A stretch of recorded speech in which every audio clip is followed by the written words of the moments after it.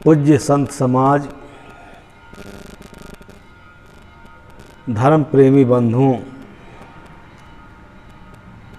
एवं श्रद्धा एवं भक्ति की साक्षात प्रतिमूर्ति देवियों,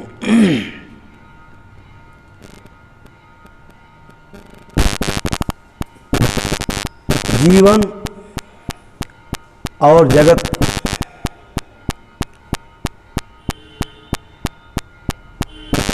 के नश्वरता की चर्चा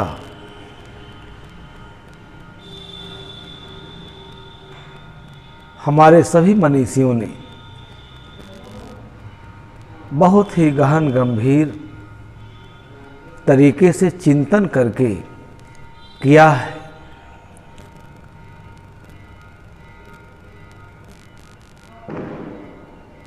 जीवन में सत्य के बोध से ही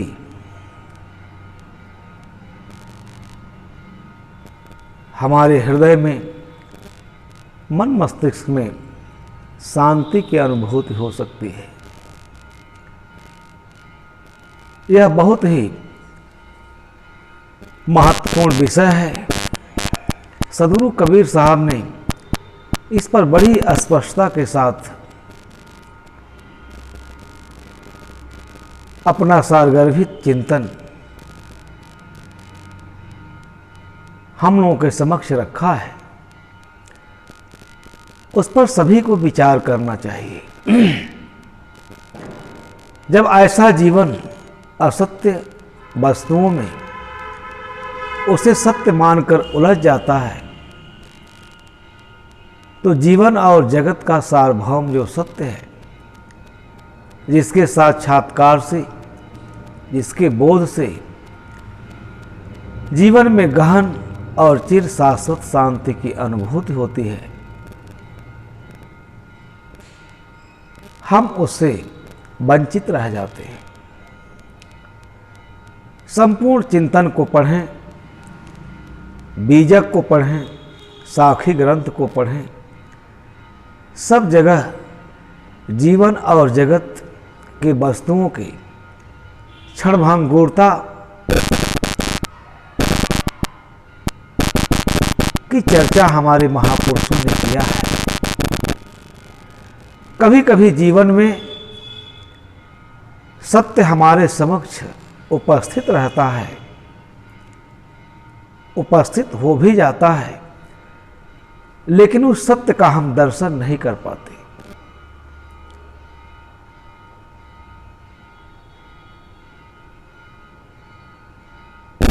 सत्य कहीं हमसे बाहर नहीं,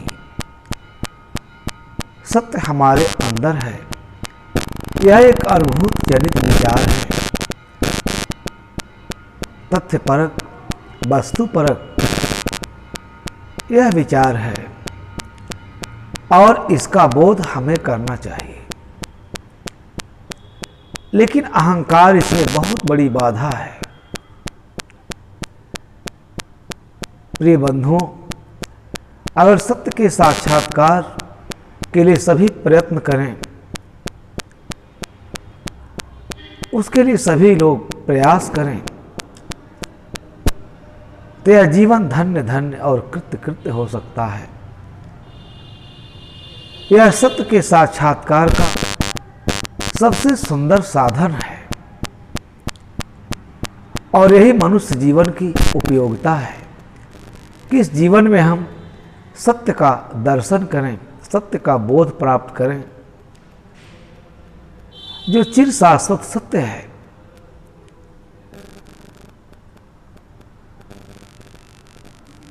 उसे हम बहुत दूर खोजते हैं।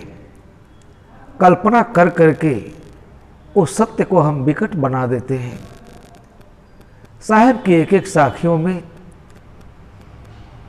इतना मार्मिक चिंतन है कि हमारे अंतःकरण को, हमारे अंतःकरण के सुख का साधन है। कबीर साहब कहते हैं, कबीर गर्व न कीजिए ऊंचा देख आवास, काल परोब हुई लेटना ऊपर जमसी घास। इतिहास को देखें, अतीत को देखें, बड़ी बड़ी हस्तियां, बड़ी बड़ी विभूतियां, जिनका लोक लोकांतर में अपने समय में समाज के ऊपर बहुत बड़ा प्रभाव था, आलीशान महलों में रहते थे,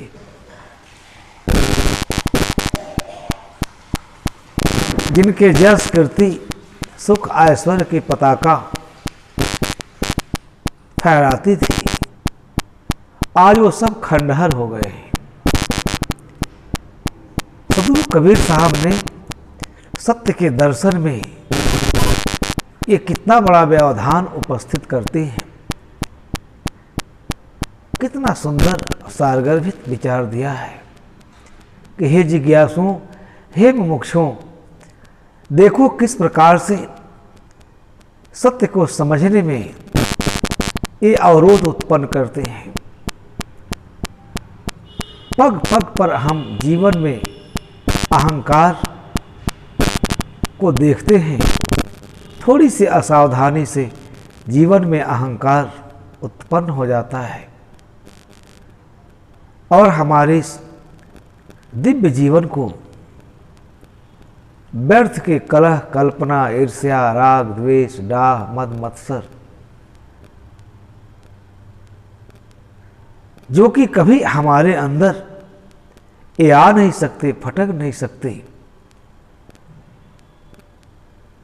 ये सारे दुष्परिणाम जीवन और जगत के बोध न होने का अभाव का ही परिणाम है। इसलिए एक जागृत पुरुष के अंदर जो जाग करके देखता है कैसा राग, कैसा घृणा, कैसा द्वेष, कैसा प्रेम, उस जागृत अवस्था में न कहीं द्वेष है, न कहीं राग है, न कहीं घृणा है, न कहीं प्रेम है। ये सब हमें विकृत करते हैं, लेकिन जीवन में सत्य का बोध हो जाने के बाद ये स्वतः हमारे अंदर से सब गायब हो जाती है। इसलिए प्रिय बंधुओं, साहब ने कितनी मार्मिक बात कहा कि कबीर गर्व न कीजिए ऊंचा देख आवास।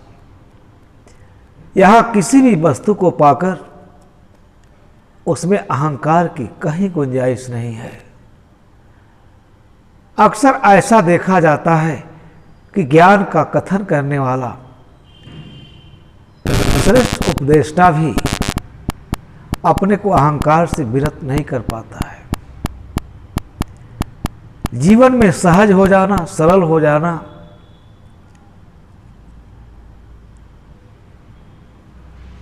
एक बहुत बड़ी विशेषता है जीवन की। अहंकार इसमें आड़े आ जाता है।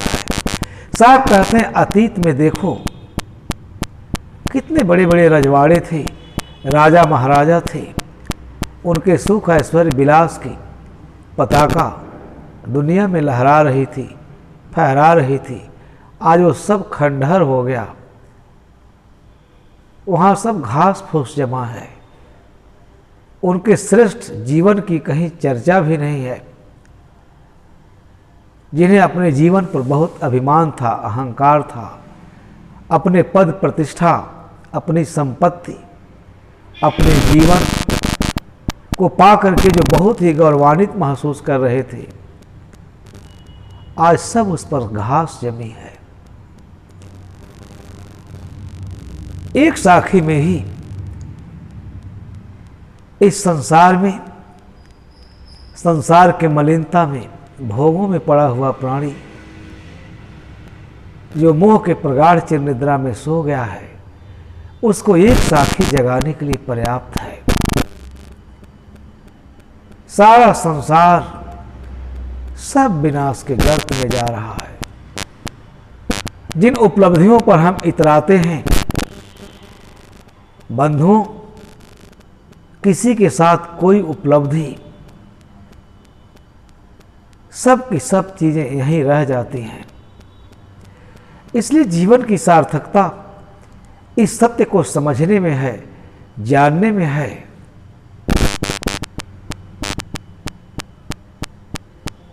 लेकिन आज प्रबुद्ध मानव भटक गया है। ये बहुत ही पावन दृष्टिकोण है, पवित्र दृष्टिकोण है। कबीर गर्व न कीजिए, रंक न हंसिए कोई, अब ही नाव समुद्र में ना जाने क्या हो। आज के परिस्थितियों में देखा जाए, क्या हश्र हुआ। साहब ने अद्भुत अद्भुत संदेश सुनाया। हम जानेंगे खाएंगे बहुत जमी और माल, ज्यों का त्यों ही पड़ी रहा, मार ले गया काल। क्षण भर में ऐसी परिस्थितियां उत्पन्न होती हैं, प्रकृति में ऐसी घटनाएं घटित होती हैं जहां हमारा सारा अहंकार चूर चूर हो जाता है। इसलिए बंधुओं,